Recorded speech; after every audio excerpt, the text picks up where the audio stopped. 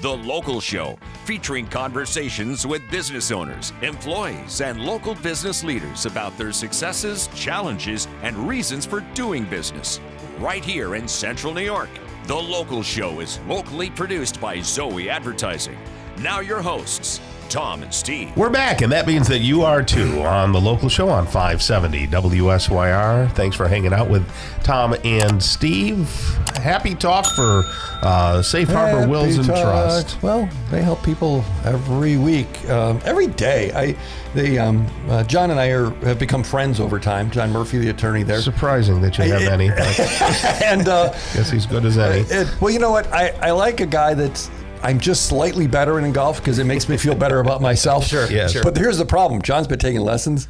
Right, yeah. He's a much better golfer. He when he'll hit it lame, he knows why. Right. I don't know why when I hit it lame.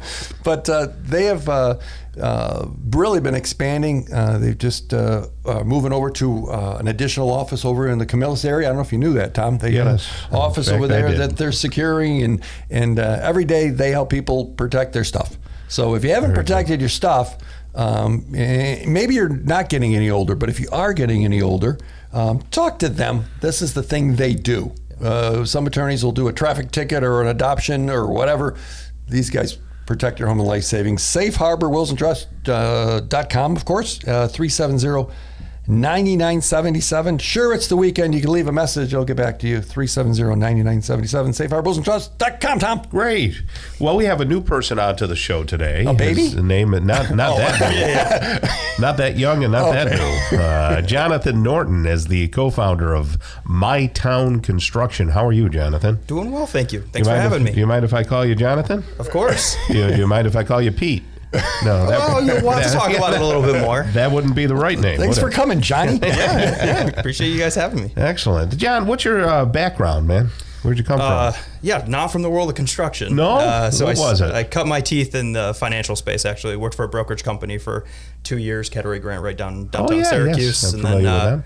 Great companies. And then I made the shift over to JP Morgan, worked there for 6 years, had some really cool successes there. I got to meet Jamie Dimon a couple of times. Yeah, and, was ranked as one of the top bankers in the country. So it was a good career, had a blast. And then you said, the heck with that. Well, one more move, not to bore you with too long of a story here, but I actually ended up working for an industrial developer locally and did debt financing for them, close to about $45 million as of last year. So I actually pitched them to try to invest with me. At the time, I transitioned to a private advisor, and they pitched me back, and so I served there as their chief strategy officer. And over the last year or so, our construction business had just taken off. We've been, really, really busy. My brother is actually from the Sherburne, Norwich area. Okay. And so we had a huge presence out there. He ended up moving out this way.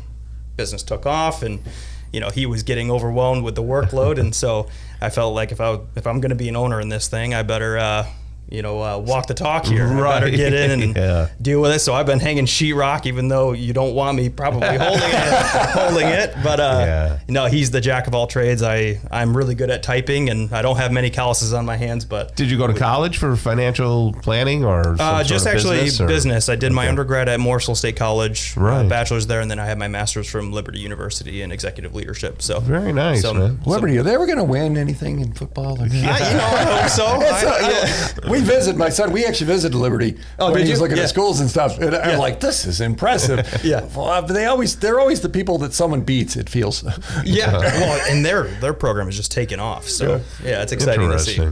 And did your brother go to school for construction trades, or is he just a self-made man? Kind of jack of all trades. We kind of have an interesting backstory. My father, we lost him at a young age. I was 16. He was 13, and I actually had legal guardianship of him at the age of 18. So we have a story. Yeah, that is a story. So it's been quite an interesting journey, but he fell right in love with working in a garage, always using his hands. So it was hard enough just for me to try to get him through high school. And sometimes I look back and I'm like, maybe I held him back. He was like already off to the races. And so he started, he had a hammer in his hands since he was been born. But about 16, he started picking up the trade with a friend of ours at church. Did a ton of work for him. Then worked for Mahoney's out of Cazenovia, built homes for him, and then made his big plunge into entrepreneurship and started running. So what's your niche now? What do you guys do generally? Yeah, a little bit of everything. We consider ourselves a full suite company, residential and construction. We have a couple of amazing project managers on staff, one of them leading our residential side, and then Andy, who's running our commercial. Is that new side. home or reconstruction? We can do it all. We're self-performing, so we don't GC anything. We're not trying to sub-work out. So, interesting. It is what it is. You get what you get here with us. Yeah. How many people then do you have working for you? Yeah, so we're right now of a team about 10. Right now. Great. That's pretty big. With electrician on staff, guys who know plumbing, and we like to do things the right way. We're not looking to cut corners. We want our clients to be happy with the finished product, and we're not interested in sacrificing quality. Wow. So what makes a good customer for you? Well, I could say, what people do you really hate, but I didn't do it that way. Yeah. What do you really like? Like, what's your happy place? Well, transparently, we have no ego around if there's a project too small or too big for us. We want to earn the right to do business with people. So if someone wanted to remodel a bathroom, you would consider that? Okay. Of course. Right. Yep. And so our mission right now is we want to solve the age-old problem in this space of, the contractor's 3 to 6 months out. Yeah. Can't get them on site. Everybody's slammed right now, and with everything coming to Syracuse in terms of development, it's only going to get worse. And so we want to hire out of that problem. We want to have a team so big that when a real estate agent calls us and say, hey, we just need a handyman. We need somebody to patch that hole in the wall before we list the house. I want to be able to have a guy over there that week. And then generally speaking, our mission is in under 4 weeks, we want to be able to say yes, and we can get it started in 4 weeks. Because contractors aren't generally known for their punctuality. No. Okay. Yeah. And maybe their business sense, and you come from a financial background. Yeah. So you understand the math behind, you understand what leadership, it takes. and leadership. Tom, that's a really good point. Yeah. Good leaders attract good people. That's generally how it works. Hey, great companies are built by great people. Correct. There's no other way about it. And that's where I've shifted in my mindset throughout the years. I don't view them as just like, they're my guys, they're my people. Like, no, they're my partners. At the end of the day, this company only grows if we get work and we get out of those job sites fast, so we can get to the next one. Right. And so, I've told all of my guys, you don't have to say, you work for me, you're my boss. Like, hey, we're running this company together. Let's do great things together.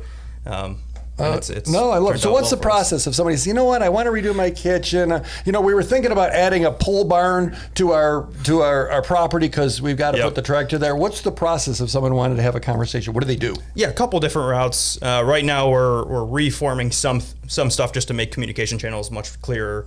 So right now they can go to our website, fill out our Is that questionnaire. My Town Construction? Yep, mytownconstruction.com. Okay, that seems fair. So easy to do that. Also, right now the phone line listed on Google's fine to call. You can call my brother. You can call me. What phone number? Is that I have a phone number of 750-2143. Yep, that's me. Happy to receive those calls and love having those calls. So if someone wanted to say, we were thinking about this, we're not sure, maybe filling out a form, they don't even know what to put down. Sometimes that happens. Yep.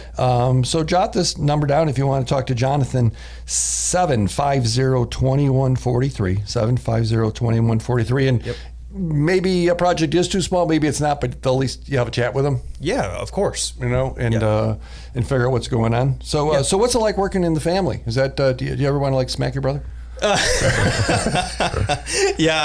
Sometimes, but we've learned that we have different domains. Cody is the subject matter expert. I trust him implicitly with all the work in the field, and he does a great job leading the guys, and he'll be out there swinging hammers and having fun. He's not a guy who's going to be behind the office, and we both have the philosophy that if we're going to ask our guys to do any of that work, and if we're not willing to do it, I just feel like I'm not upholding to a good standard. Neil Carr just left Prime Heating and Air, family business, brothers working together. Sounds familiar. So if people want to chat, 750-2143, mytownconstruction.com. Thank you, Jonathan. Yeah. All right, John. Have a great rest of the day, man. Charlie Van Patten's coming up next. He's the owner of Mattress Makers. Keep it right here on 570 WSYR 106.9 FM.